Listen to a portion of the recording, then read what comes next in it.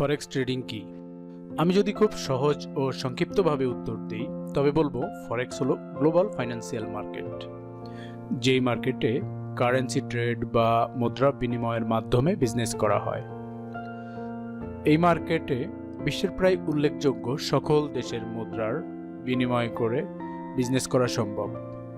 আপনার নিকট নির্দিষ্ট একটি মুদ্রা থাকতে হবে যা দিয়ে আপনি যে কোনো মুদ্রা ক্রয় বিক্রয় করতে পারবেন। আপনার কাছে ধরুন ইউএসডি বা মার্কিন ডলার আছে। আপনার মনে হলো বা কোনোভাবে আপনি কনফার্ম হলেন যে ইউএসডির বিপরীতে ইউরো স্ট্রং হবে, তো আপনি আপনার ডলার দিয়ে ইউরো ক্রয় করলেন এবং কিছু সময় পরে দেখলেন ইউরোর দাম বেড়ে গেছে। এক্ষেত্রে আপনার অবশ্যই প্রফিট হবে। আপনি উক্ত প্রফিট সাথে সাথে ডলারে রূপান্তর করে নিতে পারবেন। আমি বিষয়টি আরও একটু সহজভাবে বিশ্লেষণ করতে চাই। ধরুন আপনি আমেরিকা ভ্রমণ করতে চান।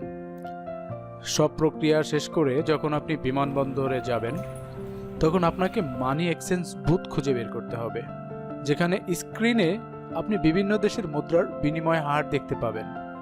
বিনিময় হারটি হলো দুটি ভিন্ন দেশের বিনিময় হারের আপেক্ষিক মূল্য। কারণ বাংলাদেশি টাকা আমেরিকাতে নিয়ে গেলে সে টাকার কোনো ভ্যালু পাবেন না। ভ্রমণ মানেই ব্যয়, আর ভ্রমণে যেহেতু ভিন্ন দেশে যাবেন সেহেতু আপনার নিকট সে দেশের মুদ্রা থাকা একান্ত আবশ্যক। বিমানবন্দরে গিয়ে আপনি খুঁজে পাবেন মানি এক্সচেঞ্জ বা কারেন্সি এক্সচেঞ্জ বুথ, যে বুথে আপনি নিজের মুদ্রাকে অন্য দেশের মুদ্রায় বিনিময় করতে পারবেন। আমাদের রাজধানী ঢাকাতে গুলিস্তানে যদি যান তো সেখানে রাস্তার পাশে দেখতে পাবেন ছেঁড়া টাকা বিনিময়ে ভালো টাকা এক্সচেঞ্জ করা হয়।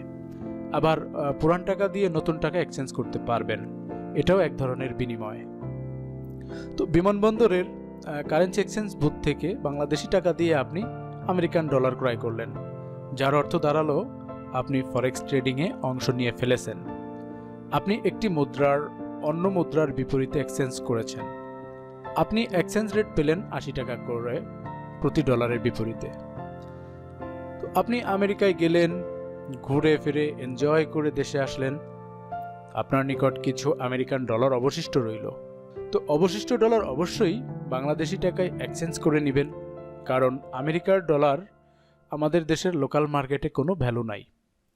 এবার এক্সচেঞ্জ করতে গিয়ে রেট পেলেন 85 টাকা করে।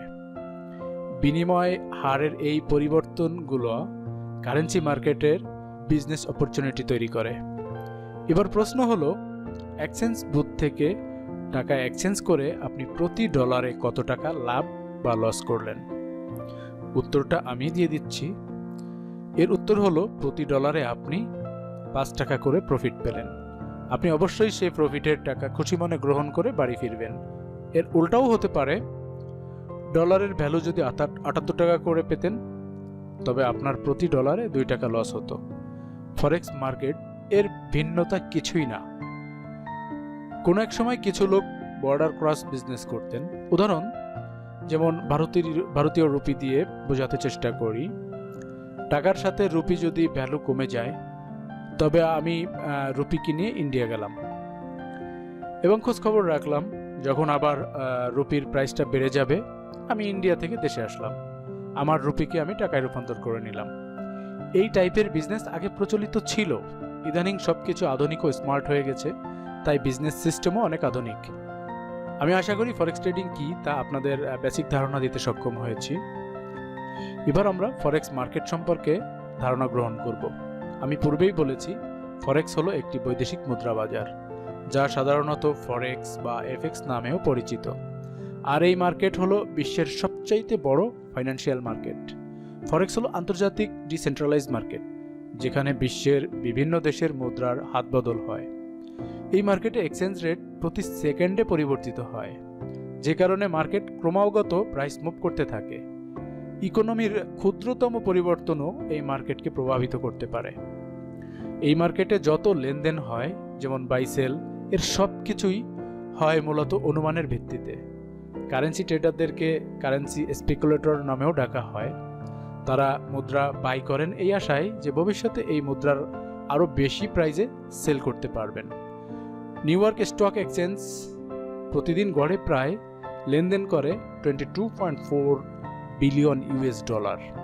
অন্যদিকে যদি আমরা ফরেক্স মার্কেটকে তুলনা করি তাহলে ফরেক্স মার্কেটের গড় হিসাবে দেখা যায় প্রতিদিন লেনদেন হয় প্রায় 6.6 ট্রিলিয়ন ইউএস ডলার। তো আমরা একটি গ্রাফ দেখব যেখানে বিশ্বের অন্যান্য আর্থিক মার্কেটগুলোকে তুলনা করা যেতে পারে। যেমন ফরেক্স মার্কেট সবচাইতে বড়, 6.6 ট্রিলিয়ন ইউএস ডলারের লেনদেন হয়। New York stock exchange 22.4 billion ডলারের লেনদেন হয় দৈনিক। Tokyo stock exchange 18.9 billion US ডলারের দৈনিক লেনদেন হয়ে থাকে। লন্ডন স্টক এক্সচেঞ্জ 7.2 বিলিয়ন ডলারের লেনদেন প্রতিদিন হয়ে থাকে। তো যদি তুলনা করি তাহলে ফরেক্স মার্কেট প্রায় 200 গুণ বড়। ফরেক্স মার্কেটের তুলনায় অন্যান্য মার্কেটগুলি খুবই ছোট। স্পট মার্কেট হলো ফরেক্স মার্কেটের একটি অংশ। স্পট মার্কেটে প্রতিদিন গড়ে প্রায় 2 ট্রিলিয়ন ইউএস ডলারের লেনদেন হয়।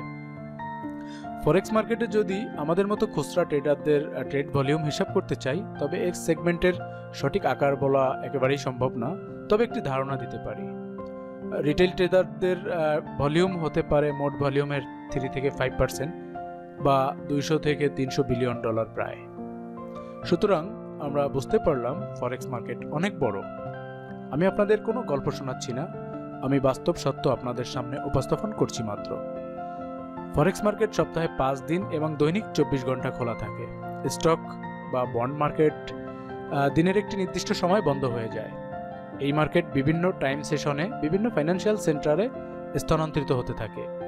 অকল্যান্ড বা ওয়েলিংটন থেকে দিন শুরু করে, এরপর পর্যায়ক্রমে Sydney, Singapore, Hong Kong, Tokyo, Frankfurt, London শেষ করে নিউ ইয়র্কে চলে যায়।